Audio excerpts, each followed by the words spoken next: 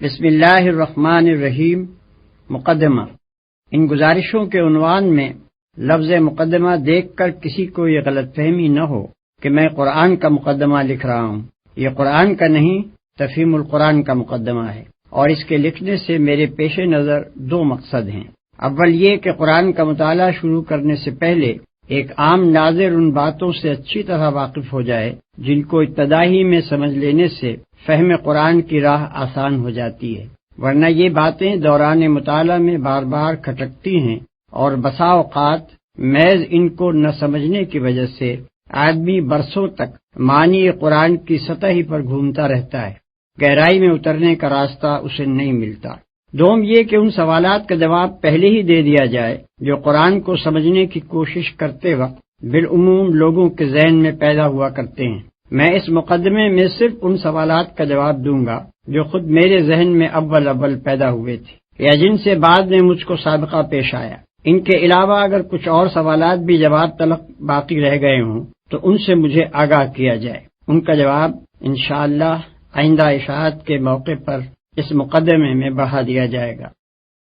عام طور پر ہم جن کتابوں کے پڑھنے کے عادی ہیں ان میں ایک متعین موضوع پر معلومات، خیالات اور دلائل کو ایک خاص تصنیفی ترتیب کے ساتھ مسلسل بیان کیا جاتا ہے۔ اسی بنا پر جب ایک ایسا شخص جو قرآن سے ابھی تک اجنبی رہا ہے پہلی مرتبہ اس کتاب کے مطالعے کا ارادہ کرتا ہے تو وہ یہ توقع لیے ہوئے آگے بڑھتا ہے کہ کتاب ہونے کی حیثیت سے اس میں بھی عام کتابوں کی طرح پہلے موضوع کا تعین ہوگا، پھر اصل مضمون کو ابواب اور فصول میں تقسیم کر کے ترتیب بار ایک ایک مسئلے پر بحث کی جائے گی، اور اسی طرح زندگی کے ایک ایک شعبے کو بھی الگ الگ لے کر اس کے متعلق احکام و ہدایات سلسلہ وار درج ہوں گی۔ لیکن جب وہ کتاب کھول کر مطالعہ شروع کرتا ہے تو اسے یہاں اپنی توقع کے بالکل خلاف ایک دوسرے ہی انداز بیان سے سابقہ پیش آتا ہے جس سے وہ اب تک بالکل ناآشنا تھا۔ یہاں وہ دیکھتا ہے کہ اعتقادی مسائل، اخلاقی ہدایات، شرعی احکام، دعوت، نصیحت، عبرت، تنقید، ملامت، تخویف، بشارت، تسلی، دلائل، شواہد، تاریخی قصے،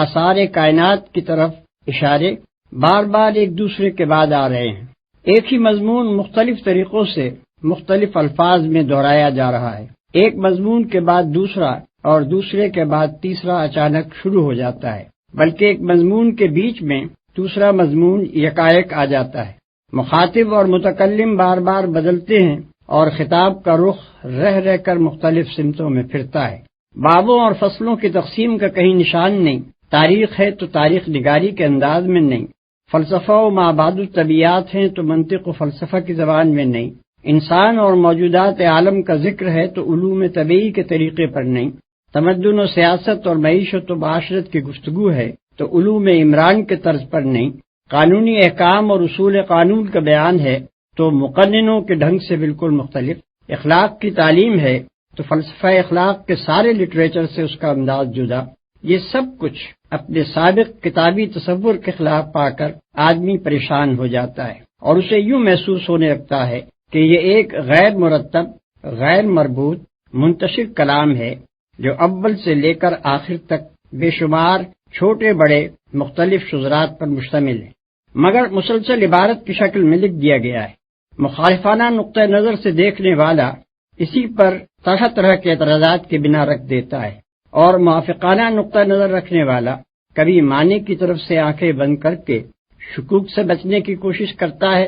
کبھی اس ظاہری بے ترتیبی کی تعویلیں کر کے اپنے دل کو سمجھا لیتا ہے، کبھی مصنوعی طریقے سے ربط تلاش کر کے عجیب عجیب نتائج نکالتا ہے، اور کبھی نظریہ شذرات کو قبول کر لیتا ہے، جس کی وجہ سے ہر آیت اپنے سیاق و سباق سے الگ ہو کر ایسی معنی آفرینیوں کی آمادگاہ بن جاتی ہے جو قائل کے منشا کے خلاف ہوتی ہیں۔ پھر ایک کتاب کو اچھی طرح سمجھنے کے لیے ضروری ہے کہ پڑھنے والے کو اس کا موضوع معلوم ہو، اس کے مقصد و مدعا اور اس کے مرکزی مضمون کا علم ہو، اس کے انداز بیان سے واقفیت ہو، اس کی اصطلاحی زبان اور اس کے مخصوص طرز تعبیر سے شناسائی ہو، اور اس کے بیانات اپنی ظاہری عبارت کے پیچھے جن احوال و معاملات سے تعلق رکھتے ہوں وہ بھی نظر کے سامنے رہیں۔ عام طور پر جو کتابیں ہم پڑھتے ہیں ان میں یہ چیزیں بآسانی مل جاتی ہیں، اس لیے ان کے مضامین کی تہ تک پہنچنے میں ہمیں کوئی بڑی زحمت نہیں ہوتی، مگر قرآن میں یہ اس طرح نہیں ملتی جس طرح ہم دوسری کتابوں میں انہیں پانے کے عادی رہے ہیں۔ اس لیے ایک عام کتاب خواں کی سی ذہنیت لے کر جب ہم میں کا کوئی شخص قرآن کا مطالعہ شروع کرتا ہے تو اسے کتاب کے موضوع، مدعا اور مرکزی مضمون کا سراغ نہیں ملتا۔ اس کا انداز بیان اور طرز تعبیر بھی اسے کچھ اجنبی سا محسوس ہوتا ہے، اور اکثر مقامات پر اس کی عبارات کا پس منظر بھی اس کی نگاہوں سے اوجھل رہتا ہے۔ نتیجہ یہ ہوتا ہے کہ متفرق آیات میں حکمت کے جو موتی بکھرے ہوئے ہیں ان سے کم و بیش مستفید ہونے کے باوجود آدمی کلام اللہ کی اصلی روح تک پہنچنے سے محروم رہ جاتا ہے، اور علم کتاب حاصل کرنے کے بجائے اس کو کتاب کے محض چند منتشر نکات و فوائد پر قناعت کر لینی پڑتی ہے۔ بلکہ اکثر لوگ جو قرآن کا مطالعہ کر کے شبہات میں مبتلا ہو جاتے ہیں، ان کے بھٹکنے کی ایک وجہ یہ بھی ہے کہ فہم کتاب کے ان ضروری مبادی سے ناواقف رہتے ہوئے جب وہ قرآن کو پڑھتے ہیں تو اس کے صفحات پر مختلف مضامین انہیں بکھرے ہوئے نظر آتے ہیں۔ بکثرت آیات کا مطلب ان پر نہیں کھلتا۔ بہت سی آیات کو وہ دیکھتے ہیں کہ بجائے خود نور حکمت سے جگمگا رہی ہیں مگر سیاق عبارت میں بالکل بے جوڑ محسوس ہوتی ہیں۔ متعدد مقامات پر تعبیرات اور اسلوب بیان کی ناواقفیت انہیں اصل مطلب سے ہٹا کر کسی اور ہی طرف لے جاتی ہے، اور اکثر مواقع پر پس منظر کا صحیح علم نہ ہونے سے شدید غلط فہمیاں پیش آتی ہیں۔ قرآن کس قسم کی کتاب ہے، اس کے نزول کی کیفیت اور اس کی ترتیب کی نوعیت کیا ہے، اس کا موضوع گفتگو کیا ہے، اس کی ساری بحث کس مدعا کے لیے ہے، کس مرکزی مضمون کے ساتھ اس کے یہ بے شمار مختلف النوع مضامین وابستہ ہیں،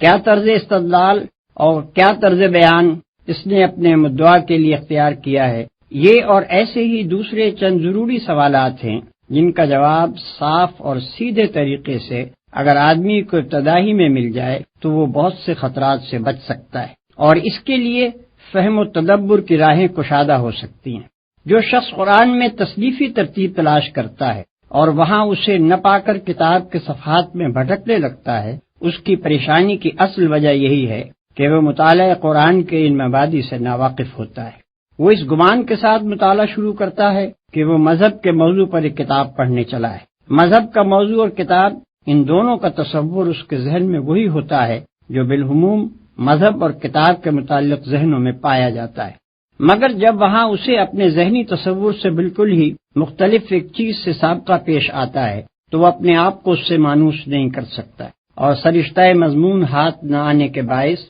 بین السطور یوں بھٹکنا شروع کر دیتا ہے جیسے وہ ایک اجنبی مسافر ہے جو کسی نئے شہر کی گلیوں میں کھو گیا ہے۔ اس گم گشتگی سے وہ بچ جائے اگر اسے پہلے ہی بتا دیا جائے کہ تم جس کتاب کو پڑھنے جا رہے ہو وہ تمام دنیا کے لٹریچر میں اپنے طرز کی ایک ہی کتاب ہے۔ اس کی تصنیف دنیا کی ساری کتابوں سے مختلف طور پر ہوئی ہے، اپنے موضوع اور مضمون اور ترتیب کے لحاظ سے بھی وہ ایک نرالی چیز ہے، لہذا تمہارے ذہن کا وہ کتابی سانچہ جو اب تک کی کتب بینی سے بنا ہے اس کتاب کے سمجھنے میں تمہاری مدد نہ کرے گا بلکہ الٹا مزاحم ہوگا۔ اسے سمجھنا چاہتے ہو تو اپنے پہلے سے قائم کیے ہوئے قیاسات کو ذہن سے نکال کر اس کی عجیب خصوصیات سے شناسائی حاصل کرو۔ اس سلسلے میں سب سے پہلے ناظر کو قرآن کی اصل سے واقف ہو جانا چاہیے، وہ خواہ اس پر ایمان لائے یا نہ لائے، مگر اس کتاب کو سمجھنے کے لیے اسے نقطۂ آغاز کے طور پر اس کی وہی اصل قبول کرنی ہوگی جو خود اس نے اور اس کے پیش کرنے والے نے یعنی محمد صلی اللہ علیہ وسلم نے بیان کی ہے، اور وہ یہ ہے: ایک،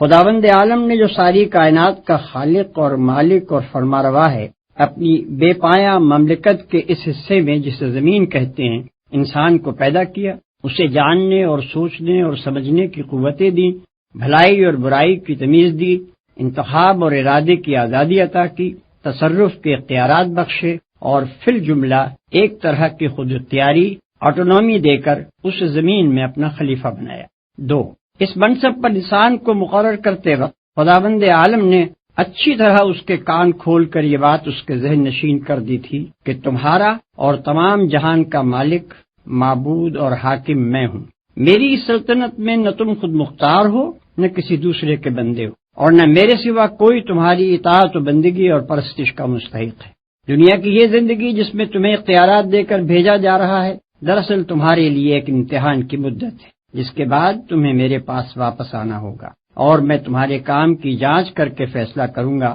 کہ تم میں سے کون امتحان میں کامیاب رہا ہے اور کون ناکام۔ تمہارے لیے صحیح رویہ یہ ہے کہ مجھے اپنا واحد معبود اور حاکم تسلیم کرو، جو ہدایت میں بھیجوں اس کے مطابق دنیا میں کام کرو، اور دنیا کو دارالامتحان سمجھتے ہوئے اس شعور کے ساتھ زندگی بسر کرو کہ تمہارا اصل مقصد میرے آخری فیصلے میں کامیاب ہونا ہے۔ اس کے برعکس تمہارے لیے ہر وہ رویہ غلط ہے جو اس سے مختلف ہو۔ اگر پہلا رویہ اختیار کرو گے جسے اختیار کرنے کے لیے تم آزاد ہو، تو تمہیں دنیا میں امن و اطمینان حاصل ہوگا، اور جب میرے پاس پلٹ کر آؤ گے تو میں تمہیں ابدی راحت و مسرت کا وہ گھر دوں گا جس کا نام جنت ہے۔ اور اگر کسی دوسرے رویے پر چلو گے جس پر چلنے کے لیے بھی تم کو آزادی دی ہے، تو دنیا میں تم کو فساد اور بے چینی کا مزہ چکھنا ہوگا، اور دنیا سے گزر کر عالم آخرت میں جب آؤ گے تو ابدی رنج و مصیبت کے اس گڑھے میں پھینک دیے جاؤ گے جس کا نام دوزخ ہے۔ نمبر 3،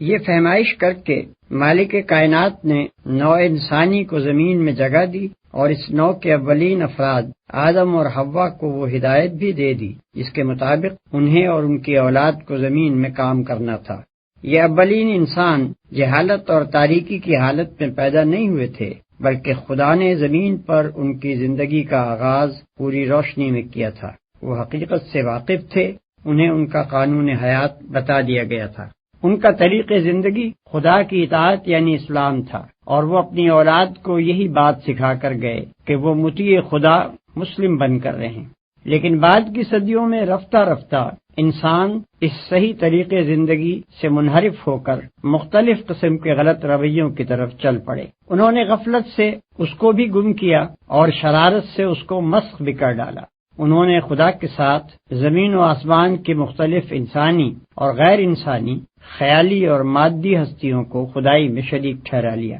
انہوں نے خدا کے دیے ہوئے علم حقیقت یعنی العلم میں طرح طرح کے اوہام اور نظریوں اور فلسفوں کی آمیزش کر کے بے شمار مذاہب پیدا کر لیے۔ انہوں نے خدا کے مقرر کیے ہوئے عادلانہ اصول اخلاق و تمدن شریعت کو چھوڑ کر یا بگاڑ کر اپنی خواہشات نفس اور اپنے تعصبات کے مطابق ایسے قوانین زندگی گھڑ لیے جن سے خدا کی زمین ظلم سے بھر گئی۔ نمبر 4، خدا نے جو محدود خود اختیاری انسان کو دی تھی اس کے ساتھ یہ بات مطابقت نہ رکھتی تھی کہ وہ اپنی تخلیقی مداخلت سے کام لے کر ان بگڑے ہوئے انسانوں کو زبردستی صحیح رویے کی طرف موڑ دیتا، اور اس نے دنیا میں کام کرنے کے لیے جو مہلت اس نوع کے لیے اور اس کی مختلف قوموں کے لیے مقرر کی تھی، اس کے ساتھ یہ بات بھی مطابقت نہ رکھتی تھی کہ اس بغاوت کے رونما ہوتے ہی وہ انسانوں کو ہلاک کر دیتا۔ پھر جو کام ابتدائے آفرینش سے اس نے اپنے ذمے لیا تھا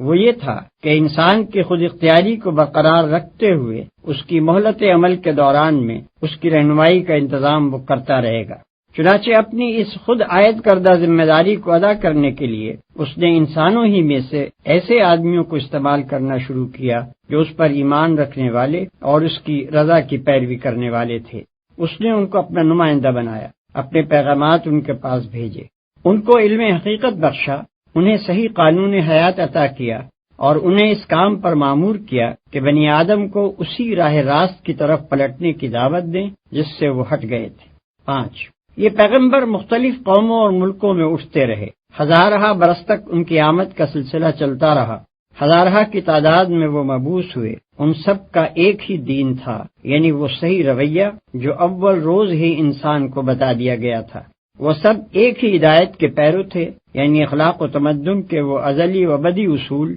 جو آغاز ہی میں انسان کے لیے تجویز کر دیے گئے تھے، اور ان سب کا ایک ہی مشن تھا، یعنی یہ کہ اس دین اور اس ہدایت کی طرف اپنے ابنائے نو کو دعوت دیں۔ پھر جو لوگ اس دعوت کو قبول کر لیں ان کو منظم کر کے ایک ایسی امت بنائیں جو خود اللہ کے قانون کی پابند ہو، اور اس دنیا میں قانون الہی کی اطاعت قائم کرنے اور اس قانون کی خلاف ورزی روکنے کے لیے جد و جہد کرے۔ ان پیغمبروں نے اپنے اپنے دور میں اپنے اس مشن کو پوری خوبی کے ساتھ ادا کیا۔ مگر ہمیشہ یہی ہوتا رہا کہ انسانوں کی ایک کثیر تعداد تو ان کی دعوت قبول کرنے پر آمادہ ہی نہ ہوئی، اور جنہوں نے اسے قبول کر کے امت مسلمہ کی حیثیت اختیار کی وہ رفتہ رفتہ خود بگڑتے چلے گئے، حتیٰ کہ ان میں سے بعض امتیں ہدایت الہی کو بالکل ہی گم کر بیٹھیں اور بعض نے خدا کے ارشادات کو اپنی تحریفات اور آمیزشوں سے مسخ کر دیا۔ 6۔ آخر کار خداوند عالم نے سرزمین عرب میں محمد صلی اللہ علیہ وسلم کو اسی کام کے لیے مبعوث کیا جس کے لیے پچھلے انبیاء آتے رہے تھے۔ ان کے مخاطب عام انسان بھی تھے اور پچھلے انبیاء کے بگڑے ہوئے پیرو بھی۔ سب کو صحیح رویے کی طرف دعوت دینا، سب کو ازسرنو خدا کی ہدایت پہنچا دینا، اور جو اس دعوت و ہدایت کو قبول کریں انہیں ایک ایسی امت بنا دینا ان کا کام تھا جو ایک طرف خود اپنی زندگی کا نظام خدا کی ہدایت پر قائم کرے اور دوسری طرف دنیا کی اصلاح کے لیے جد و جہد کرے۔ اسی دعوت اور ہدایت کی کتاب یہ قرآن ہے جو اللہ نے محمد صلی اللہ علیہ وسلم پر نازل فرمائی۔ قرآن کی یہ اصل معلوم ہو جانے کے بعد ناظرین کے لیے یہ سمجھنا آسان ہو جاتا ہے کہ اس کتاب کا موضوع کیا ہے، اس کا مرکزی مضمون کیا ہے اور اس کا مدعا کیا ہے۔ اس کا موضوع انسان ہے، اس اعتبار سے کہ بلحاظ حقیقت نفس الامری اس کی فلاح اور اس کا خسران کس چیز میں ہے۔ اس کا مرکزی مضمون یہ ہے کہ ظاہر بینی یا قیاس آرائی یا خواہش کی غلامی کے سبب سے انسان نے خدا اور نظام کائنات اور اپنی ہستی اور اپنی دنیاوی زندگی کے متعلق جو نظریات قائم کیے ہیں اور ان نظریات کی بنا پر جو رویے اختیار کر لیے ہیں وہ سب حقیقت نفس الامری کے لحاظ سے غلط اور نتیجے کے اعتبار سے خود انسان ہی کے لیے تباہ کن ہیں۔ حقیقت وہ ہے جو انسان کو خلیفہ بناتے وقت خدا نے خود بتا دی تھی، اور اس حقیقت کے لحاظ سے انسان کے لیے وہی رویہ درست اور خوش انجام ہے جسے پچھلے صفحات میں ہم صحیح رویے کے نام سے بیان کر چکے ہیں۔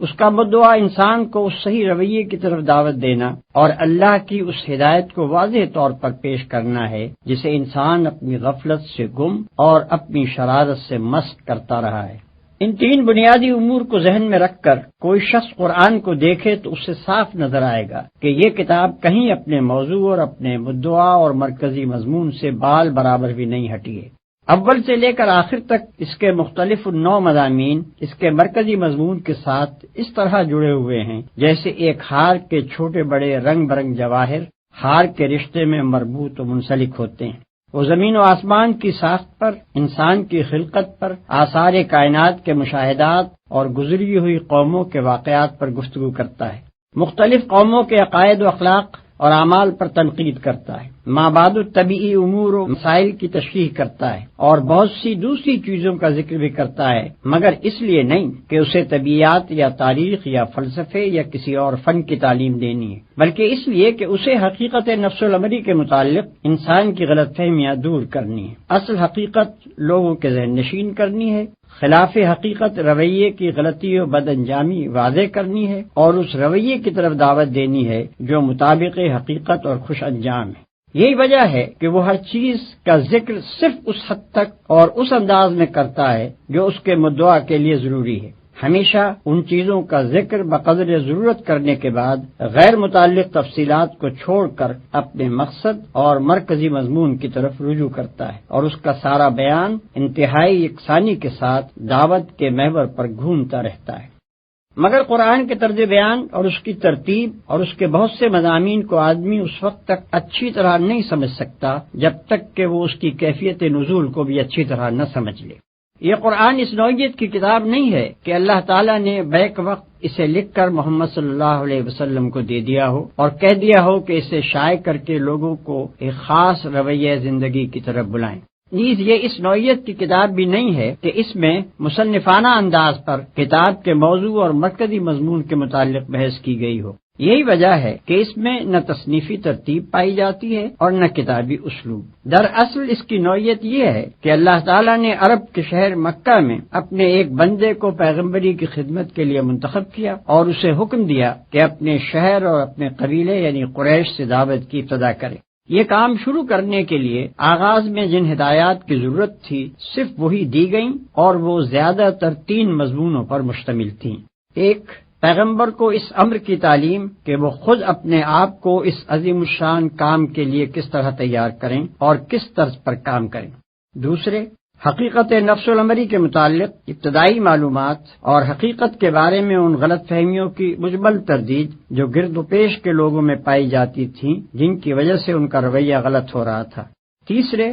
صحیح رویے کی طرف دعوت اور ہدایت الہی کے ان بنیادی اصول اخلاق کا بیان جن کی پیروی میں انسان کے لیے فلاح و سعادت ہے۔ شروع کے یہ پیغامات ابتدائے دعوت کی مناسبت سے چند چھوٹے چھوٹے مختصر بولوں پر مشتمل ہوتے تھے، جن کی زبان نہایت شستہ، نہایت شیریں، نہایت پر اثر اور مخاطب قوم کے مذاق کے مطابق بہترین ادبی رنگ لیے ہوئے ہوتی تھی، تاکہ دلوں میں یہ بول تیر و نشتر کی طرح پیوست ہو جائیں، کان خود بخود ان کے ترنم کی وجہ سے ان کی طرف متوجہ ہوں، اور زبانیں ان کے حسن تناسب کی وجہ سے بے اختیار ہو کر انہیں دہرانے لگیں۔ پھر ان میں مقامی رنگ بہت زیادہ تھا، اگرچہ بیان تو کی جا رہی تھیں عالمگیر صداقتیں، مگر ان کے لیے دلائل و شواہد اور مثالیں اس قریب ترین ماحول سے لی گئی تھیں جس سے مخاطب لوگ اچھی طرح مانوس تھے۔ انہی کی تاریخ، انہی کی روایات، انہی کے روزمرہ مشاہدے میں آنے والے آثار اور انہی کی اعتقادی و اخلاقی اور اجتماعی خرابیوں پر ساری گفتگو تھی تاکہ وہ اس سے اثر لے سکیں۔ دعوت کا یہ ابتدائی مرحلہ تقریباً 4-5 سال تک جاری رہا، اور اس مرحلے میں نبی صلی اللہ علیہ وسلم کی تبلیغ کا رد عمل 3 صورتوں میں ظاہر ہوا۔ 1، چند صالح آدمی اس دعوت کو قبول کر کے امت مسلمہ بننے کے لیے تیار ہو گئے۔ 2، ایک کثیر تعداد جہالت یا خود غرضی یا آبائی طریقے کی محبت کے سبب سے مخالفت پر آمادہ ہو گئی۔ 3، مکے اور قریش کی حدود سے نکل کر اس نئی دعوت کی آواز نسبتاً زیادہ وسیع حلقے میں پہنچنے لگی۔ یہاں سے اس دعوت کا دوسرا مرحلہ شروع ہوتا ہے، اور اس مرحلے میں اسلام کی اس تحریک اور پرانی جاہلیت کے درمیان ایک سخت جاگسر کشمکش برپا ہوئی، جس کا سلسلہ 8-9 سال تک چلتا رہا۔ نہ صرف مکے میں، نہ صرف قبیلہ قریش میں، بلکہ عرب کے بیشتر حصوں میں بھی جو لوگ پرانی جاہلیت کو برقرار رکھنا چاہتے تھے، وہ اس تحریک کو بزور مٹا دینے پر تل گئے۔ انہوں نے اسے دبانے کے لیے سارے حربے استعمال کر ڈالے، جھوٹا پروپیگنڈا کیا، الزامات اور شبہات اور اعتراضات کی بوچھاڑ کی، عوام الناس کے دلوں میں طرح طرح کی وسوسہ اندازیاں کی، ناواقف لوگوں کو نبی صلی اللہ علیہ وسلم کی بات سننے سے روکنے کی کوششیں کی، اسلام قبول کرنے والوں پر نہایت وحشیانہ ظلم و ستم ڈھائے، ان کا معاشی اور معاشرتی مقاطع کیا، اور ان کو اتنا تنگ کیا کہ ان میں سے بہت سے لوگ 2 دفعہ اپنے گھر چھوڑ کر حبش کی طرف ہجرت کرنے پر مجبور ہوئے، اور بالآخر تیسری مرتبہ ان سب کو مدینے کی طرف ہجرت کرنی پڑی۔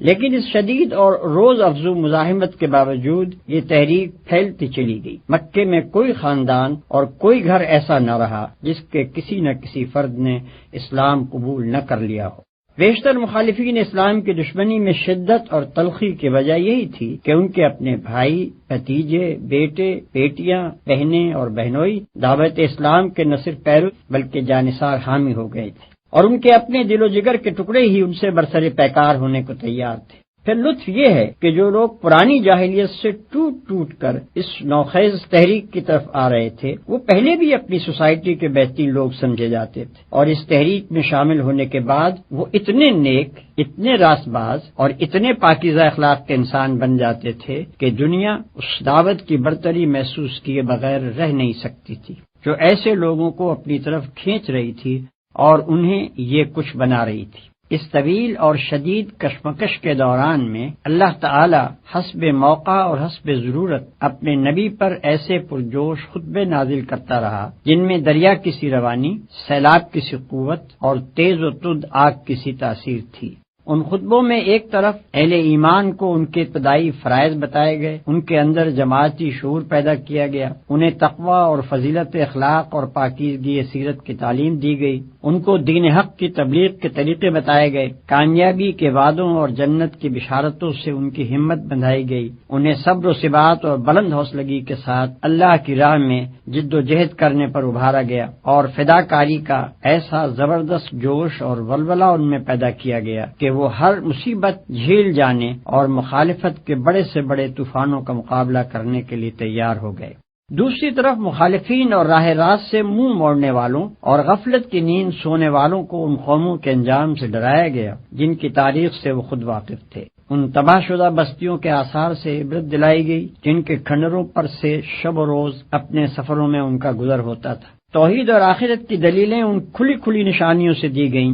جو رات دن زمین اور آسمان میں ان کی آنکھوں کے سامنے نمایاں تھیں، اور جن کو وہ خود اپنی زندگی میں بھی ہر وقت دیکھتے اور محسوس کرتے تھے۔ شرک اور دعوی خود مختاری اور انکار آخرت اور تقلید آبائی کی غلطیاں ایسے بین دلائل سے وعدے کی گئیں جو دل کو لگنے اور دماغ میں اتر جانے والے تھے۔ پھر ان کے ایک ایک شبے کو رفع کیا گیا، ایک ایک اعتراض کا معقول جواب دیا گیا، ایک ایک الجھن جس میں وہ خود پڑے ہوئے تھے یا دوسروں کو الجھانے کی کوشش کرتے تھے صاف کی گئی، اور ہر طرف سے گھیر کر جاہلیت کو ایسا تنگ پکڑا گیا کہ عقل و خرد کی دنیا میں اس کے لیے ٹھہرنے کی کوئی جگہ باقی نہ رہی۔ اس کے ساتھ پھر ان کو خدا کے غضب اور قیامت کی ہولناکیوں اور جہنم کے عذاب کا خوف دلایا گیا۔ ان کے برے اخلاق اور غلط طرز زندگی اور جاہلانہ رسوم اور حق دشمنی اور مومن آزاری پر انہیں ملامت کی گئی، اور اخلاق و تمدن کے وہ بڑے بڑے بنیادی اصول ان کے سامنے پیش کیے گئے جن پر ہمیشہ سے خدا کی پسندیدہ صالح تہذیبوں کی تعمیر ہوتی چلی آ رہی ہے۔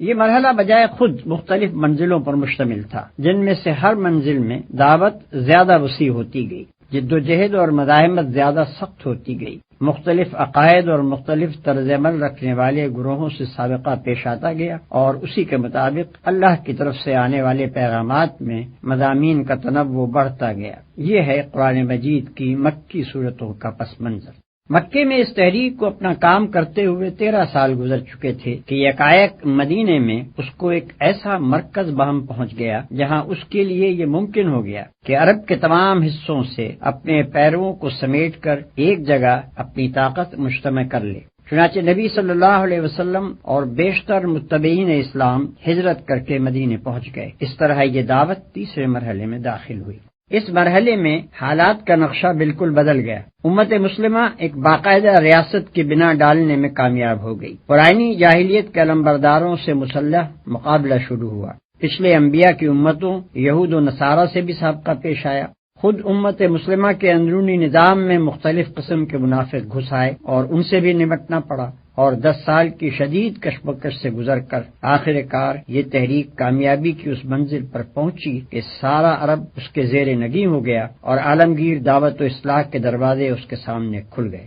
اس مرحلے کی بھی مختلف منزلیں تھیں، اور ہر منزل میں اس تحریک کی مخصوص ضرورتیں تھیں۔ ان ضرورتوں کے مطابق اللہ تعالیٰ کی طرف سے ایسی تقریریں نبی صلی اللہ علیہ وسلم پر نازل ہوتی رہیں جن کا انداز کبھی آتشی خطابت کا، کبھی شاہانہ فرامین و احکام کا، کبھی معلمانہ درس و تعلیم کا، اور کبھی مصلحانہ افہام و تفہیم کا ہوتا تھا۔ ان میں بتایا گیا کہ جماعت اور ریاست اور مدنیت صالحہ کی تعمیر کس طرح کی جائے، زندگی کے مختلف شعبوں کو کن اصول و ضوابط پر قائم کیا جائے، منافقین سے کیا سلوک ہو، ذمی کافروں سے کیا برتاؤ ہو، اہل کتاب سے تعلقات کی کیا نوعیت رہے، برسر جنگ دشمنوں اور معاہد قوموں کے ساتھ کیا طرز عمل اختیار کیا جائے، اور منظم اہل ایمان کا یہ گروہ دنیا میں خداوند عالم کی خلافت کے فرائض انجام دینے کے لیے اپنے آپ کو کس طرح تیار کرے۔ ان تقریروں میں ایک طرف مسلمانوں کی تعلیم و تربیت کی جاتی تھی، ان کی کمزوریوں پر تنبیہ کی جاتی تھی، ان کو راہ خدا میں جان و مال سے جہاد کرنے پر ابھارا جاتا تھا، ان کو شکست اور فتح،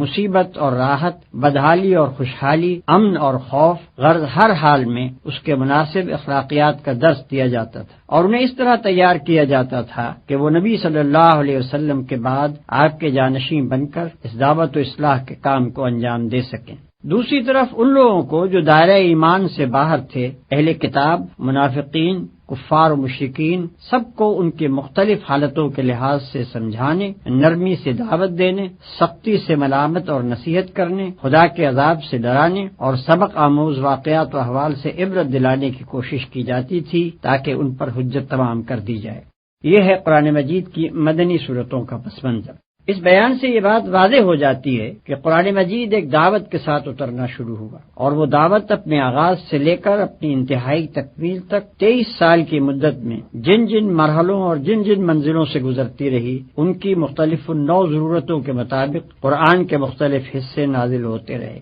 ظاہر ہے کہ ایسی کتاب میں وہ تصنیفی ترتیب نہیں ہو سکتی جو ڈاکٹریٹ کی ڈگری لینے کے لیے کسی مقالے میں اختیار کی جاتی ہے۔ پھر اس دعوت کے ارتقاء کے ساتھ ساتھ قرآن کے جو چھوٹے اور بڑے حصے نازل ہوئے وہ بھی رسالوں کی شکل میں شائع نہیں کیے جاتے تھے، بلکہ تقریروں کی شکل میں بیان کیے جاتے اور اسی شکل میں پھیلائے جاتے تھے۔ اس لیے ان کا اسلوب بھی تحریری نہ تھا بلکہ خطابت کا اسلوب تھا۔ پھر یہ خطابت بھی ایک پروفیسر کے لیکچروں کی سی نہیں بلکہ ایک دائی کے خطبوں کی سی تھی، جسے دل و دماغ، عقل اور جذبات ہر ایک سے اپیل کرنا ہوتا ہے، جس کو ہر قسم کی ذہنیتوں سے سابقہ پیش آتا ہے، جسے اپنی دعوت و تبلیغ اور عملی تحریک کے سلسلے میں بے شمار مختلف حالتوں میں کام کرنا پڑتا ہے۔ ہر ممکن پہلو سے اپنی بات دلوں میں بٹھانا، خیالات کی دنیا بدلنا، جذبات کا سیلاب اٹھانا، مخالفتوں کا زور توڑنا، ساتھیوں کی اصلاح و تربیت کرنا اور ان میں جوش اور عزم ابھارنا، دشمنوں کو دوست اور منکروں کو معترف بنانا، مخالفین کی حجت منقطع کرنا اور ان کی اخلاقی طاقت کا استحصال کر دینا، غرض اسے وہ سب کچھ کرنا ہوتا ہے جو ایک دعوت کے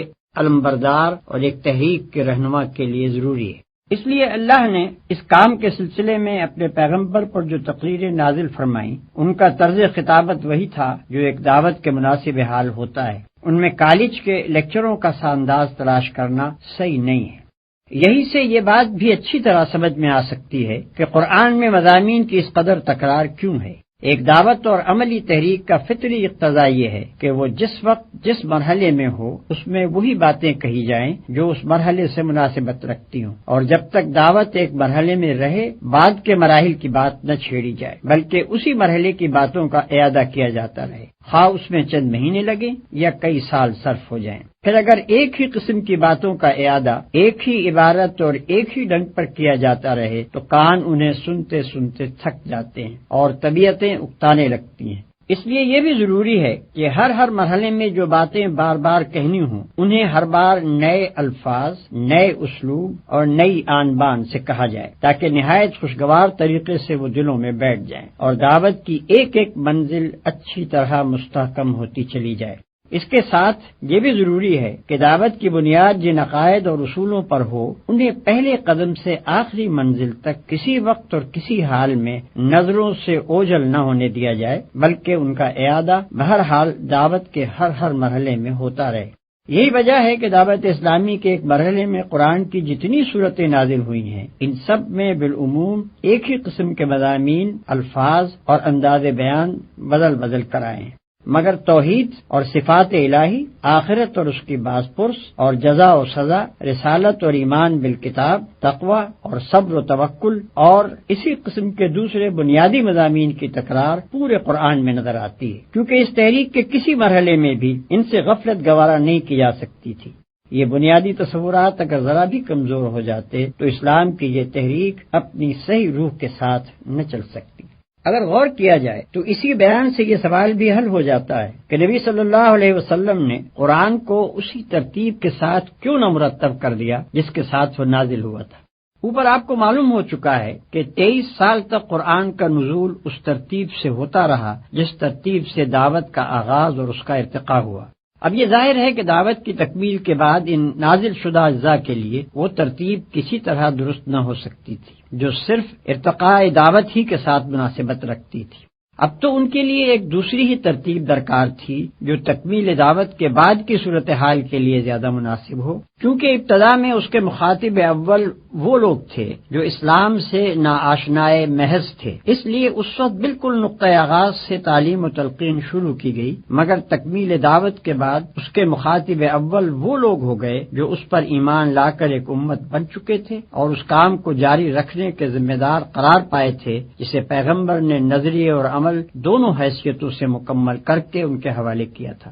اب لامحالہ مقدم چیز یہ ہو گئی کہ پہلے یہ لوگ خود اپنے فرائض سے، اپنے قوانین حیات سے اور ان فتنوں سے جو پچھلے پیغمبروں کی امتوں میں رونما ہوتے رہے ہیں اچھی طرح واقف ہو لیں، پھر اسلام سے بیگانہ دنیا کے سامنے خدا کی ہدایت پیش کرنے کے لیے آگے بڑھیں۔ علاوہ بنی قرآن مجید جس طرز کی کتاب ہے اسے اگر آدمی اچھی طرح سمجھ لے تو اس پر خود ہی یہ حقیقت منکشف ہو جائے گی کہ ایک ایک طرح کے مضامین کو ایک ایک جگہ جمع کرنا اس کتاب کے مزاج ہی سے مطابقت نہیں رکھتا۔ اس کے مزاج کا تو تقاضا یہی ہے کہ اس کے پڑھنے والے کے سامنے مدنی مرحلے کی باتیں مکی دور والی تعلیم کے درمیان اور مکی مرحلے کی باتیں مدنی دور والی تقریروں کے درمیان اور ابتدا کی گفتگویں آخر کی تلقینات کے بیچ میں اور آخری دور کی ہدایات آغاز کار کی تعلیمات کے پہلو میں بار بار آتی چلی جائیں، تاکہ اسلام کا پورا منظر اور جامع نقشہ اس کی نگاہ میں رہے اور کسی وقت بھی وہ یک رخا نہ ہونے پائے۔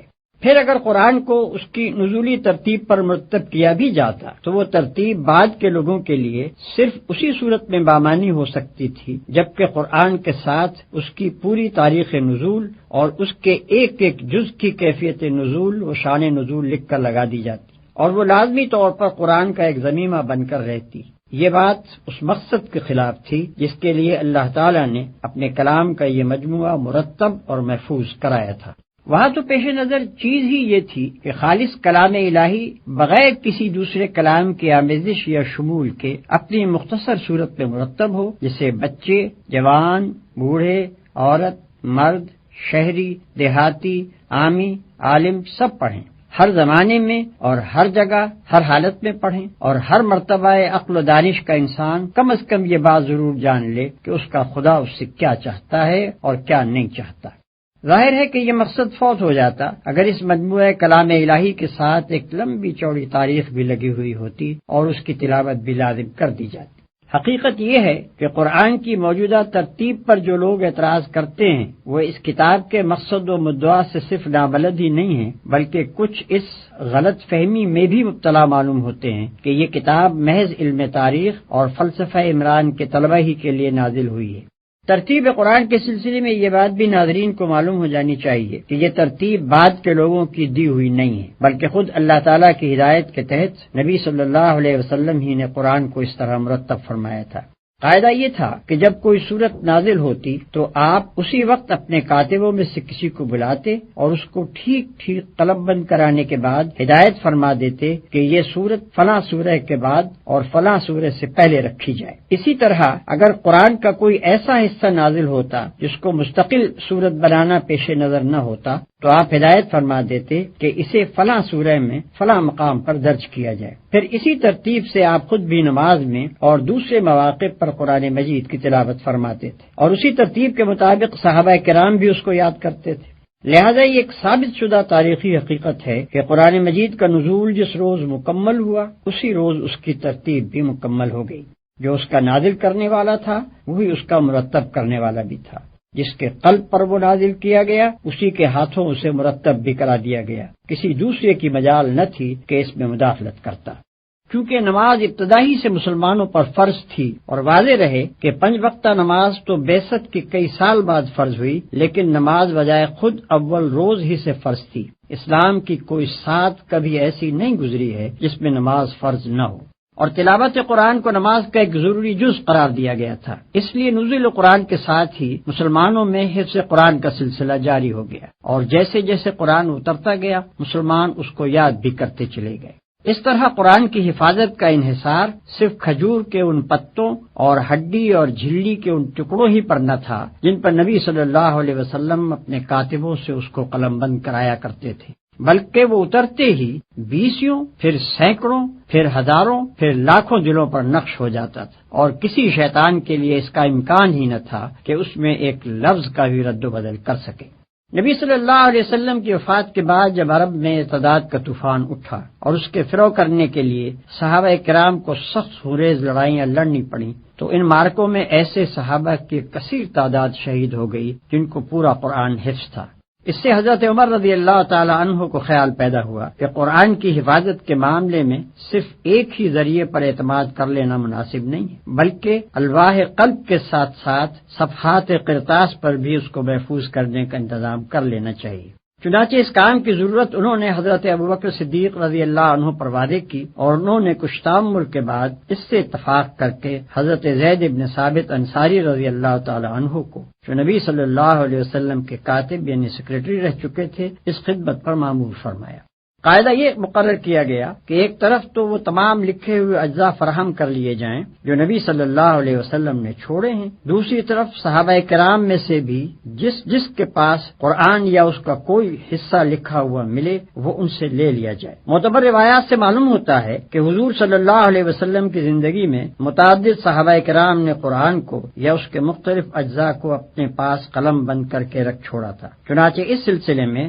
حضرات عثمان، علی، عبداللہ ابن مسعود، عبداللہ ابن عمر بن عاص، سالم مولا حذیفہ، زید بن ثابت، معاذ بن جبل، ابی بن کعب اور ابو زید قیس بن سکن رضی اللہ عنہم کے ناموں کی تصریح ملتی ہے۔ اور پھر حفاظ قرآن سے بھی مدد لی جائے اور ان تینوں ذرائع کی متفقہ شہادت پر کامل صحت کا اطمینان کرنے کے بعد قرآن کا ایک ایک لفظ مصحف میں ثبت کیا جائے۔ اس تجویز کے مطابق قرآن مجید کا ایک مستند نسخہ تیار کر کے ام المومنین حضرت حفصہ رضی اللہ عنہا کے ہاں رکھوا دیا گیا اور لوگوں کو عام اجازت دے دی گئی کہ جو چاہے اس کی نقل کرے اور جو چاہے اس سے مقابلہ کر کے اپنے نسخے کی تصحیح کر لے۔ عرب میں مختلف علاقوں اور قبیلوں کی بولیوں میں ویسے ہی فرق پائے جاتے تھے جیسے ہمارے ملک میں شہر کی بولی اور ضلع کی بولی میں فرق ہے۔ حالانکہ زبان سب کی وہی ایک اردو یا پنجابی یا بنگالی وغیرہ ہے۔ قرآن مجید اگرچہ نازل اس زبان میں ہوا تھا جو مکہ میں قریش کے لوگ بولتے تھے، لیکن ابتداً اس امر کی اجازت دے دی گئی تھی کہ دوسرے علاقوں اور قبیلوں کے لوگ اپنے اپنے لہجے اور محاورے کے مطابق اسے پڑھ لیا کریں، کیونکہ اس طرح معنی میں کوئی فرق نہیں پڑتا تھا، صرف عبارت ان کے لیے ملائم ہو جاتی تھی۔ لیکن رفتہ رفتہ جب اسلام پھیلا اور عرب کے لوگوں نے اپنے ریگستان سے نکل کر دنیا کے ایک بڑے حصے کو فتح کر لیا اور دوسری قوموں کے لوگ بھی دائرہ اسلام میں آنے لگے اور بڑے پیمانے پر عرب و عجم کے اختلاط سے عربی زبان متاثر ہونے لگی، تو یہ اندیشہ پیدا ہوا کہ اگر اب بھی دوسرے لہجوں اور محاوروں کے مطابق قرآن پڑھنے کی اجازت باقی رہی تو اس سے طرح طرح کے فتنے کھڑے ہو جائیں گے۔ مثلا یہ کہ ایک شخص کسی دوسرے شخص کو غیر مانوس طریقے پر کلام اللہ کی تلاوت کرتے ہوئے سنے گا اور یہ سمجھ کر اس سے لڑ پڑے گا کہ وہ دانستہ کلام الہی میں تحریف کر رہا ہے، یا یہ کہ یہ لفظی اختلافات رفتہ رفتہ واقعی تحریفات کا دروازہ کھول دیں گے، یا یہ کہ عرب و عجم کے اختلاط سے جن لوگوں کی زبان بگڑے گی وہ اپنی بگڑی ہوئی زبان کے مطابق قرآن میں تصرف کر کے اس کے حسن کلام کو بگاڑ دیں گے۔ ان وجوہ سے حضرت عثمان رضی اللہ عنہ نے صحابہ کرام رضوان اللہ تعالی علیہم اجمعین کے مشورے سے یہ طے کیا کہ تمام ممالک اسلامیہ میں صرف اس معیاری نسخہ قرآن کی نقلیں شائع کی جائیں جو حضرت ابوبکر رضی اللہ عنہ کے حکم سے ضبط تحریر میں لایا گیا تھا، اور باقی تمام دوسرے لہجوں اور محاوروں پر لکھے ہوئے مصاحف کی اشاعت ممنوع قرار دے دی جائے۔ آج جو قرآن ہمارے ہاتھوں میں ہے یہ ٹھیک اسی مصحف صدیقی کے مطابق ہے جس کی نقلیں حضرت عثمان رضی اللہ عنہ نے سرکاری اہتمام سے تمام دیار و امسار میں بھجوائی تھیں۔ اس وقت بھی دنیا میں متعدد مقامات پر قرآن کے وہ مستند نسخے موجود ہیں۔ کسی کو اگر قرآن کی محفوظیت میں ذرہ برابر بھی شک ہو تو وہ اپنا اطمینان اس طرح کر سکتا ہے کہ مغربی افریقہ میں کسی کتاب فروش سے قرآن کا ایک نسخہ خریدے اور جاوا میں کسی حافظ سے زبانی قرآن سن کر اس کا مقابلہ کرے، اور پھر دنیا کی بڑی بڑی لائبریریوں میں حضرت عثمان غنی رضی اللہ عنہ کے وقت سے لے کر آج تک مختلف صدیوں کے لکھے ہوئے جو مصاحف رکھے ہیں ان سے اس کا تقابل کر لے۔ اگر کسی حرف یا شوشے کا فرق وہ پائے تو اس کا فرض ہے کہ دنیا کو اس سب سے بڑے تاریخی انکشاف سے ضرور مطلع کرے۔ کوئی شک نواز قرآن کے منزل من اللہ ہونے میں شک کرنا چاہے تو کر سکتا ہے، لیکن یہ بات کہ جو قرآن ہمارے ہاتھ میں ہے یہ بلا کسی کمی بیشی کے ٹھیک وہی قرآن ہے جو محمد رسول اللہ صلی اللہ علیہ وسلم نے دنیا کے سامنے پیش کیا تھا، یہ تو ایک ایسی تاریخی حقیقت ہے جس میں کسی شک کی گنجائش ہی نہیں ہے۔ انسانی تاریخ میں کوئی دوسری چیز ایسی نہیں پائی جاتی جو اس قدر قطعی ثبوت ہو۔ اگر کوئی شخص اس کی صحت میں شک کرتا ہے تو پھر وہ اس میں بھی شک کر سکتا ہے کہ رومن امپائر نامی کوئی سلطنت دنیا میں رہ چکی ہے اور کبھی مغل ہندوستان پر حکومت کر چکے ہیں اور نیپولین نام کا کوئی شخص بھی دنیا میں پایا گیا ہے۔ ایسے تاریخی حقائق پر شکوک کا اظہار کرنا علم کا نہیں جہالت کا ثبوت ہے۔ قرآن ایک ایسی کتاب ہے جس کی طرف دنیا میں بے شمار انسان بے شمار مقاصد لے کر رجوع کرتے ہیں۔ ان سب کی ضروریات اور اغراض کو پیش نظر رکھ کر کوئی مشورہ دینا آدمی کے لیے ممکن نہیں ہے۔ طالبوں کے اس ہجوم میں مجھ کو صرف ان لوگوں سے دلچسپی ہے جو اس کو سمجھنا چاہتے ہیں اور یہ معلوم کرنے کے خواہش مند ہیں کہ یہ کتاب انسان کے مسائل زندگی میں اس کی کیا رہنمائی کرتی ہے۔ ایسے لوگوں کو میں یہاں طریقے مطالعہ قرآن کے بارے میں کچھ مشورے دوں گا اور کچھ ان مشکلات کو حل کرنے کی کوشش کروں گا جو بالعموم انسان کو اس معاملے میں پیش آتی ہیں۔ کوئی شخص چاہے قرآن پر ایمان رکھتا ہو یا نہ رکھتا ہو، بہرحال اگر وہ اس کتاب کو فی الواقع سمجھنا چاہتا ہے تو اولین کام اسے یہ کرنا چاہیے کہ اپنے ذہن کو پہلے سے قائم کیے ہوئے تصورات اور نظریات سے اور موافقانہ یا مخالفانہ اغراض سے جس حد تک ممکن ہو خالی کر لے اور سمجھنے کا خالص مقصد لے کر کھلے دل سے اس کو پڑھنا شروع کرے۔ جو لوگ چند مخصوص قسم کے خیالات ذہن میں لے کر اس کتاب کو پڑھتے ہیں وہ اس کی سطروں کے درمیان اپنے ہی خیالات پڑھتے چلے جاتے ہیں، قرآن کی ان کو ہوا بھی نہیں لگنے پاتی۔ یہ طریق مطالعہ کسی کتاب کو پڑھنے کے لیے بھی صحیح نہیں ہے، مگر خصوصیت کے ساتھ قرآن تو اس طرز کے پڑھنے والوں کے لیے اپنے معنی کے دروازے کھولتا ہی نہیں۔ پھر جو شخص میں سرسری سی واقفیت باہم پہنچانا چاہتا ہو اس کے لیے تو شاید ایک دفعہ پڑھ لینا کافی ہو جائے، لیکن جو اس کی گہرائیوں میں اترنا چاہے اس کے لیے 2-4 دفعہ کا پڑھنا بھی کافی نہیں ہو سکتا۔ اس کو بار بار پڑھنا چاہیے، ہر مرتبہ ایک خاص ڈھنگ سے پڑھنا چاہیے اور ایک طالب علم کی طرح پینسل اور کاپی ساتھ لے کر بیٹھنا چاہیے تاکہ ضروری نکات نوٹ کرتا جائے۔ اس طرح جو لوگ پڑھنے پر آمادہ ہوں ان کو کم از کم 2 مرتبہ پورے قرآن کو صرف اس غرض کے لیے پڑھنا چاہیے کہ ان کے سامنے بحیثیت مجموعی وہ پورا نظام فکر و عمل آ جائے جسے یہ کتاب پیش کرنا چاہتی ہے۔ اس ابتدائی مطالعے کے دوران میں وہ قرآن کے پورے منظر پر ایک جامع نظر حاصل کرنے کی کوشش کریں اور یہ دیکھتے جائیں کہ یہ کتاب کیا بنیادی تصورات پیش کرتی ہے اور پھر ان تصورات پر کس قسم کا نظام زندگی تعمیر کرتی ہے۔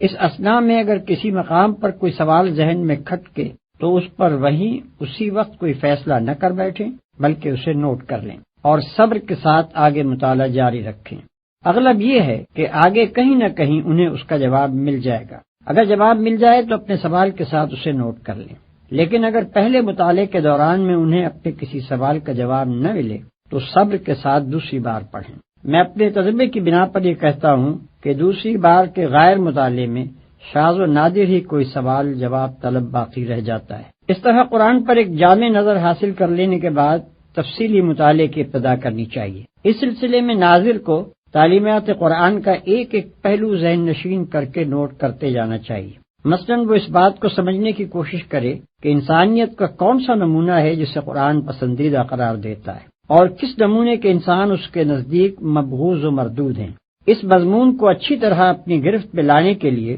اس کو چاہیے کہ اپنی کاپی پر ایک طرف پسندیدہ انسان اور دوسری طرف ناپسندیدہ انسان کی خصوصیات آمنے سامنے نوٹ کرتا چلا جائے، یا مثلاً وہ یہ معلوم کرنے کی کوشش کرے کہ قرآن کے نزدیک انسان کی فلاح و نجات کا مدار کن امور پر ہے اور کیا چیزیں ہیں جن کو وہ انسان کے لیے نقصان اور ہلاکت اور بربادی کا موجب قرار دیتا ہے۔ اس مضمون کو بھی وضاحت اور تفصیل کے ساتھ جاننے کا صحیح طریقہ یہ ہے کہ آدمی اپنی کاپی پر موجبات فلاح اور موجبات خسران کے 2 عنوانات ایک دوسرے کے مقابل قائم کر لے اور مطالعہ قرآن کے دوران میں روزانہ دونوں قسم کی چیزوں کو نوٹ کرتا جائے۔ علی ھذا القیاس عقائد، اخلاق، حقوق، فرائض، معاشرت، تمدن، معیشت، سیاست، قانون، نظم جماعت، صلح، جنگ اور دوسرے مسائل زندگی میں سے ایک ایک کے متعلق قرآن کی ہدایات کو آدمی نوٹ کرتا چلا جائے اور یہ سمجھنے کی کوشش کرے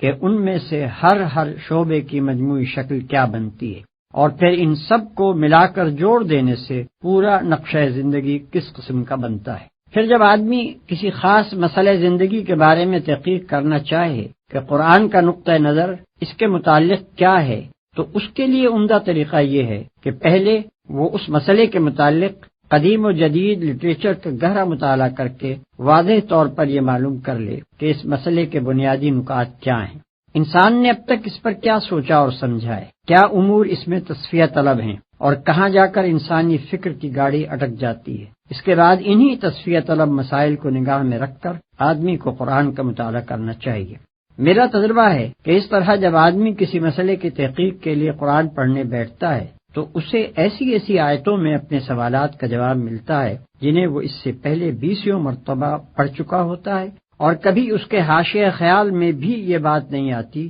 کہ یہاں یہ مضمون بھی چھپا ہوا ہے۔ لیکن فہم قرآن کی ان ساری تدبیروں کے باوجود آدمی قرآن کی روح سے پوری طرح آشنا نہیں ہونے پاتا جب تک کہ عملاً وہ کام نہ کرے جس کے لیے قرآن آیا ہے۔ یہ محض نظریات اور خیالات کی کتاب نہیں ہے کہ آپ آرام کرسی پر بیٹھ کر اسے پڑھیں اور اس کی ساری باتیں سمجھ جائیں۔ یہ دنیا کے عام تصور مذہب کے مطابق ایک نری مذہبی کتاب بھی نہیں ہے کہ مدرسے اور خانقاہ میں اس کے سارے رموز حل کر لیے جائیں، جیسا کہ اس مقدمے کے آغاز میں بتایا جا چکا ہے۔ یہ ایک دعوت اور تحریک کی کتاب ہے۔ اس نے آتے ہی ایک خاموش، تباہ اور نیک نہاد انسان کو گوشہ عزلت سے نکال کر خدا سے پھری ہوئی دنیا کے مقابلے میں لا کھڑا کیا، باطل کے خلاف اس سے آواز اٹھوائی، اور وقت کے علمبرداران نے کفر و فسق و ضلالت سے اس کو لڑا دیا۔ گھر گھر سے ایک ایک سعید روح اور پاکیزہ نفس کو کھینچ کھینچ کر لائی، اور دائی حق کے جھنڈے تلے ان سب کو اکٹھا کیا۔ گوشے گوشے سے ایک ایک فتنہ جو اور فساد پرور کو بھڑکا کر اٹھایا اور حامیان حق سے ان کی جنگ کرائی۔ ایک فرد واحد کی پکار سے اپنا کام شروع کر کے خلافت الہیہ کے قیام تک پورے 23 سال یہی کتاب اس عظیم الشان تحریک کی رہنمائی کرتی رہی، اور حق و باطل کی اس طویل و جانگسل کشمکش کے دوران میں ایک ایک منزل اور ایک ایک مرحلے پر اسی نے تخریب کے ڈھنگ اور تعمیر کے نقشے بتائے۔ اب بھلا یہ کیسے ممکن ہے کہ آپ سرے سے ندائے کفر و دین اور مارکہ اسلام و جاہلیت کے میدان میں قدم ہی نہ رکھیں، اور اس کشمکش کی کسی منزل سے گزرنے کا آپ کو اتفاق ہی نہ ہوا ہو، اور پھر محض قرآن کے الفاظ پڑھ پڑھ کر اس کی ساری حقیقتیں آپ کے سامنے بے نقاب ہو جائیں؟ اسے تو پوری طرح آپ اسی وقت سمجھ سکتے ہیں جب اسے لے کر اٹھیں اور دعوت اللہ کا کام شروع کریں، اور جس جس طرح یہ کتاب ہدایت دیتی جائے اس طرح قدم اٹھاتے چلے جائیں۔ تب وہ سارے تجربات آپ کو پیش آئیں گے جو نزول قرآن کے وقت پیش آئے تھے۔ مکے اور حبش اور طائف کی منزلیں بھی آپ دیکھیں گے، اور بدر و احد سے لے کر حنین اور تبوک تک کے مراحل بھی آپ کے سامنے آئیں گے۔ ابو جہل اور ابو لہب سے بھی آپ کو واسطہ پڑے گا، منافقین اور یہود بھی آپ کو ملیں گے، اور سابقین اولین سے لے کر مؤلفۃ القلوب تک سبھی طرح کے انسانی نمونے آپ دیکھ بھی لیں گے اور برت بھی لیں گے۔ یہ ایک اور ہی قسم کا سلوک ہے جس کو میں سلوک قرآنی کہتا ہوں۔ اس سلوک کی شان یہ ہے کہ اس کی جس جس منزل سے آپ گزرتے جائیں گے، قرآن کی کچھ آیتیں اور صورتیں خود سامنے آ کر آپ کو بتاتی چلی جائیں گی کہ وہ اسی منزل میں اتری تھی اور یہ ہدایت لے کر آئی تھی۔ اس وقت یہ تو ممکن ہے کہ لغت اور نحو اور معنی اور بیان کے کچھ نکات سالک کی نگاہ سے چھپے رہ جائیں، لیکن یہ ممکن نہیں ہے کہ قرآن اپنی روح کو اس کے سامنے بے نقاب کرنے سے بخل برت جائے۔ پھر اسی کلیے کے مطابق قرآن کے احکام، اس کی اخلاقی تعلیمات، اس کی معاشی اور تمدنی ہدایات اور زندگی کے مختلف پہلوؤں کے بارے میں اس کے بتائے ہوئے اصول و قوانین آدمی کی سمجھ میں اس وقت تک آ ہی نہیں سکتے جب تک کہ وہ عملاً ان کو برت کر نہ دیکھے۔ نہ وہ فرد اس کتاب کو سمجھ سکتا ہے جس نے اپنی انفرادی زندگی کو اس کی پیروی سے آزاد کر رکھا ہو، اور نہ وہ قوم اس سے آشنا ہو سکتی ہے جس کے سارے ہی اجتماعی ادارے اس کی بنائی ہوئی روش کے خلاف چل رہے ہیں۔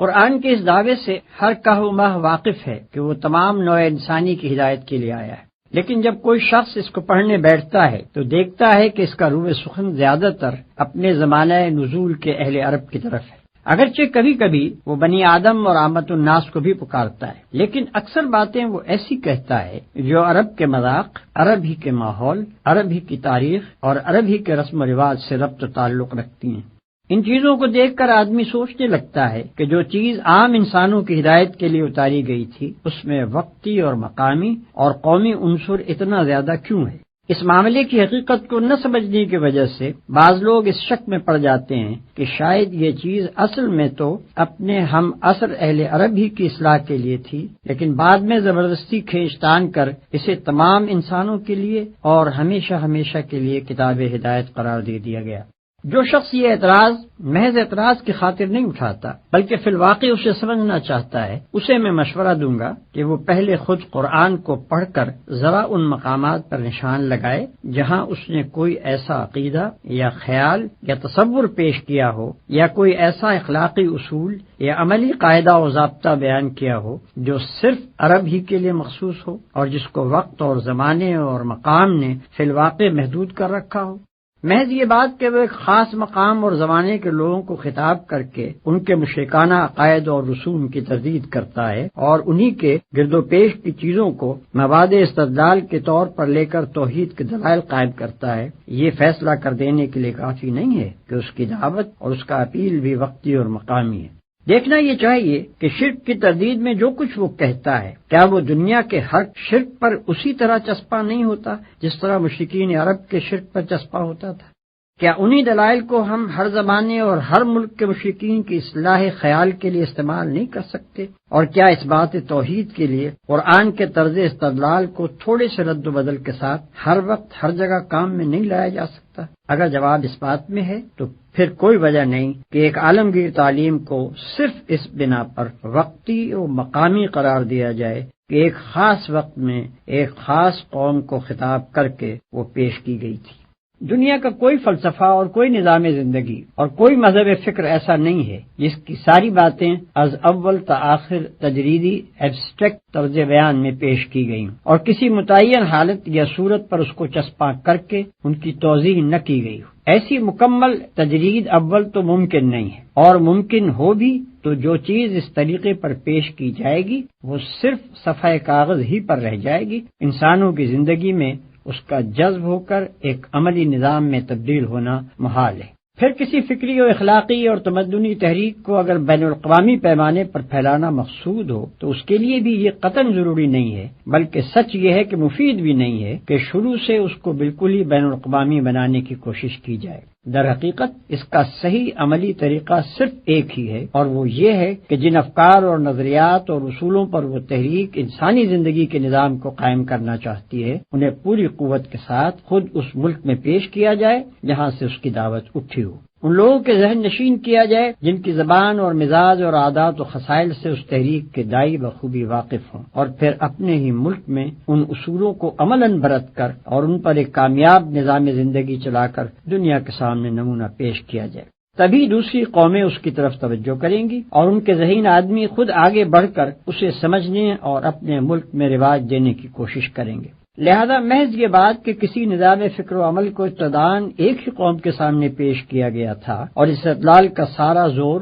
اسی کو سمجھانے اور مطمئن کرنے پر صرف کر دیا گیا تھا، اس امر کی دلیل نہیں ہے کہ وہ نظام فکر و عمل محض قومی ہے۔ فی الواقع جو خصوصیات ایک قومی نظام کو ایک بین الاقوامی نظام سے اور ایک وقتی نظام کو ایک ابدی نظام سے ممیز کرتی ہیں وہ یہ ہیں کہ قومی نظام یا تو ایک قوم کی برتری اور اس کے مخصوص حقوق کا مدعی ہوتا ہے یا اپنے اندر کچھ ایسے اصول اور نظریات رکھتا ہے جو دوسری اقوام میں نہیں چل سکتے۔ اس کے برعکس جو نظام بین الاقوامی ہوتا ہے وہ تمام انسانوں کو برابر کا درجہ اور برابر کے حقوق دینے کے لیے تیار ہوتا ہے اور اس کے اصولوں میں بھی عالمگیریت پائی جاتی ہے۔ اسی طرح ایک وقتی نظام لازمی طور پر اپنی بنیاد کچھ ایسے اصولوں پر رکھتا ہے جو زمانے کی چند پلٹیوں کے بعد صریحاً ناقابل عمل ہو جاتے ہیں، اور اس کے برعکس ایک ابدی نظام کے اصول تمام بدلتے ہوئے حالات پر منطبق ہوتے چلے جاتے ہیں۔ ان خصوصیات کو نگاہ میں رکھ کر کوئی شخص خود قرآن کو پڑھے اور ان چیزوں کو ذرا متعین کرنے کی کوشش کرے جن کے بنا پر واقعی یہ گمان کیا جا سکتا ہو کہ قرآن کا پیش کردہ نظام وقتی اور قومی ہے۔ قرآن کے متعلق یہ بات بھی ایک عام ناظر کے کان میں پڑی ہوئی ہوتی ہے کہ یہ ایک مفصل ہدایت نامہ اور ایک کتاب آئین ہے، مگر جب وہ اسے پڑھتا ہے تو اس میں معاشرت اور تمدن اور سیاست اور معیشت وغیرہ کے تفصیلی احکام و ضوابط اس کو نہیں ملتے، بلکہ وہ دیکھتا ہے کہ نماز اور زکوٰۃ جیسے فرائض کے متعلق بھی جن پر قرآن بار بار اس قدر زور دیتا ہے اس نے کوئی ایسا ضابطہ تجویز نہیں کیا ہے جس میں تمام ضروری احکام کی تفصیل درج ہو۔ یہ چیز بھی آدمی کے ذہن میں خلجان پیدا کرتی ہے کہ آخر یہ کس معنی میں ہدایت نامہ ہے۔ اس معاملے میں ساری الجھن صرف اس لیے پیدا ہوتی ہے کہ آدمی کی نگاہ سے حقیقت کا ایک پہلو بالکل اوجھل رہ جاتا ہے، یعنی یہ کہ خدا نے صرف کتاب ہی نازل نہیں کی تھی بلکہ ایک پیغمبر بھی مبعوث فرمایا تھا۔ اگر اصل اسکیم یہ ہو کہ بس ایک نقشہ تعمیر لوگوں کو دے دیا جائے اور لوگ اس کے مطابق خود عمارت بنا لیں تو اس صورت میں بلا شبہ تعمیر کے ایک ایک جز کی تفصیل ہم کو ملنی چاہیے، لیکن جب تعمیری ہدایات کے ساتھ ایک انجینئر بھی سرکاری طور پر مقرر کر دیا جائے اور وہ ان ہدایات کے مطابق ایک عمارت بنا کر کھڑی کر دے تو پھر انجینئر اور اس کی بنائی ہوئی عمارت کو نظر انداز کر کے صرف نقشے ہی میں تمام جزیات کی تفصیل تلاش کرنا اور پھر اسے نہ پا کر نقشے کی ناتمامی کا شکوہ کرنا غلط ہے۔ قرآن جزیات کی کتاب نہیں ہے بلکہ اصول اور کلیات کی کتاب ہے۔ اس کا اصل کام یہ ہے کہ نظام اسلامی کی فکری اور اخلاقی بنیادوں کو پوری وضاحت کے ساتھ نہ صرف پیش کرے بلکہ عقلی استدلال اور جذباتی اپیل دونوں کے ذریعے سے خوب مستحکم بھی کر دے۔ اب رہی اسلامی زندگی کی عملی صورت، تو اس معاملے میں وہ انسان کی رہنمائی اس طریقے سے نہیں کرتا کہ زندگی کے ایک ایک پہلو کے متعلق تفصیلی ضابطے اور قوانین بتائے، بلکہ وہ ہر شعبہ زندگی کے حدود اربع بتا دیتا ہے اور نمایاں طور پر چند گوشوں میں سنگ نشان کھڑے کر دیتا ہے جو اس بات کا تعین کر دیتے ہیں کہ اللہ تعالیٰ کی مرضی کے مطابق ان شعبوں کی تشکیل و تعمیر کن خطوط پر ہونی چاہیے۔ ان ہدایات کے مطابق عملاً اسلامی زندگی کی صورت گری کرنا نبی صلی اللہ علیہ وسلم کا کام تھا۔ انہیں معمور ہی اس لیے کیا گیا تھا کہ دنیا کو اس انفرادی سیرت و کردار اور اس معاشرے اور ریاست کا نمونہ دکھا دیں جو قرآن کے دیے ہوئے اصولوں کی عملی تعبیر و تفسیر ہو۔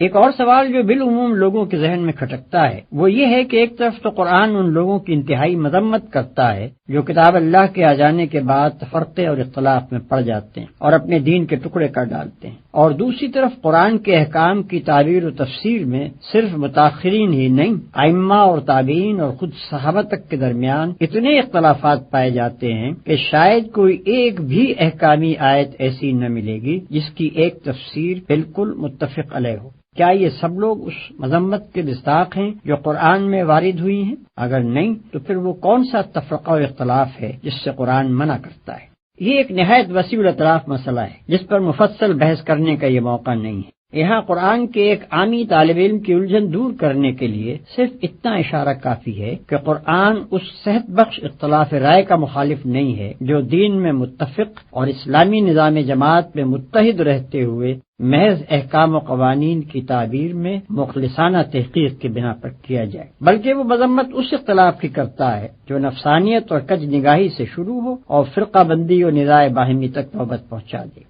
یہ دونوں قسم کے اختلاف نہ اپنی حقیقت میں یکساں ہیں اور نہ اپنے نتائج میں ایک دوسرے سے کوئی مشابہت رکھتے ہیں کہ دونوں کو ایک ہی لکڑی سے ہانک دیا جائے۔ پہلی قسم کا اختلاف تو ترقی کی جان اور زندگی کی روح ہے، وہ ہر اس سوسائٹی میں پایا جائے گا جو عقل و فکر رکھنے والے لوگوں پر مشتمل ہو۔ اس کا پایا جانا زندگی کی علامت ہے اور اس سے خالی صرف وہی سوسائٹی ہو سکتی ہے جو ذہین انسانوں سے نہیں بلکہ لکڑی کے کندوں سے مرکب ہو۔ رہا دوسری قسم کا اختلاف جو ایک دنیا جانتی ہے کہ اس نے جس گروہ میں بھی سر اٹھایا اس کو پراگندہ کر کے چھوڑا، اس کا رونما ہونا صحت کی نہیں بلکہ مرض کی علامت ہے اور اس کے نتائج کبھی کسی امت کے حق میں بھی مفید نہیں ہو سکتے۔ ان دونوں قسم کے اختلافات کا فرق واضح طور پر یوں سمجھیے کہ ایک صورت تو وہ ہے جس میں خدا اور رسول کی اطاعت پر جماعت کے سب لوگ متفق ہوں، احکام کا ماخذ بھی بالاتفاق قرآن و سنت کو مانا جائے، اور پھر دو عالم کسی جزوی مسئلے کی تحقیق میں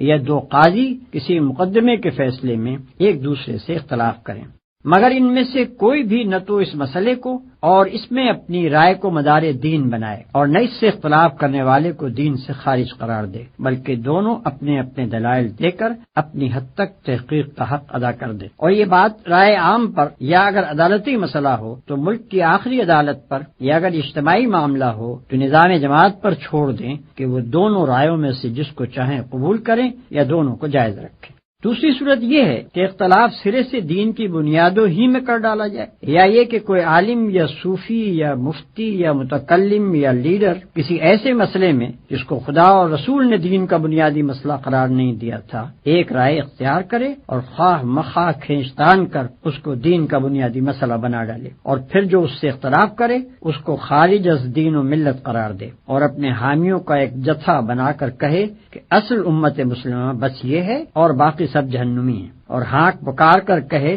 کہ مسلم ہے تو بس اس جتھے میں آ جا ورنہ تو مسلم ہی نہیں ہے۔ قرآن نے جہاں کہیں بھی اختلاف و فرقہ بندی کی مخالفت کی ہے اس سے اس کی مراد یہ دوسری قسم کا اختلاف ہی ہے۔ رہا پہلی قسم کا اختلاف تو اس کی متعدد مثالیں خود نبی صلی اللہ علیہ وسلم کے سامنے پیش آ چکی تھیں، اور آپ نے صرف یہی نہیں کہ اس کو جائز رکھا بلکہ اس کی تحسین بھی فرمائی، اس لیے کہ وہ اختلاف تو اس بات کا پتہ دیتا ہے کہ جماعت میں غور و فکر اور تحقیق و تجسس اور فہم و تفقہ کی صلاحیتیں موجود ہیں، اور جماعت کے ذہین لوگوں کو اپنے دین سے اور اس کے احکام سے دلچسپی ہے، اور ان کی ذہانتیں اپنے مسائل زندگی کا حل دین کے باہر نہیں بلکہ اس کے اندر ہی تلاش کرتی ہیں، اور جماعت بحیثیت مجموعی اس زرین قاعدے پر عامل ہے کہ اصول میں متفق رہ کر اپنی وحدت برقرار رکھے، اور پھر اپنے اہل علم و فکر کو صحیح حدود کے اندر تحقیق و اجتہاد کی آزادی دے کر ترقی کے مواقع بھی باقی رکھے۔ ھذا ما عندی والعلم عند اللہ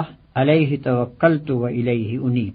اس مقدمے میں تمام ان مسائل کا استقصاء کرنا میرے پیش نظر نہیں ہے جو مطالعہ قرآن کے دوران میں ایک ناظر کے ذہن میں پیدا ہوتے ہیں، اس لیے کہ ان سوالات کا بیشتر حصہ ایسا ہے جو کسی نہ کسی آیت یا سورت کے سامنے آنے پر ذہن کو کھٹکتا ہے، اور اس کا جواب تفہیم القرآن میں برسر موقع دے دیا گیا ہے۔ لہذا ایسے سوالات کو چھوڑ کر میں نے یہاں صرف ان جامع مسائل سے بحث کی ہے جو بحیثیت مجموعی پورے قرآن سے تعلق رکھتے ہیں۔ ناظرین کرام سے میری درخواست ہے کہ صرف اس مقدمے کو دیکھ کر ہی اس کے تشنا ہونے کا فیصلہ نہ کر دیں، بلکہ پوری کتاب کو دیکھنے کے بعد اگر ان کے ذہن میں کچھ سوالات جواب طلب باقی رہ جائیں یا کسی سوال کے جواب کو وہ ناکافی پائیں تو مجھے اس سے مطلع فرمائیں۔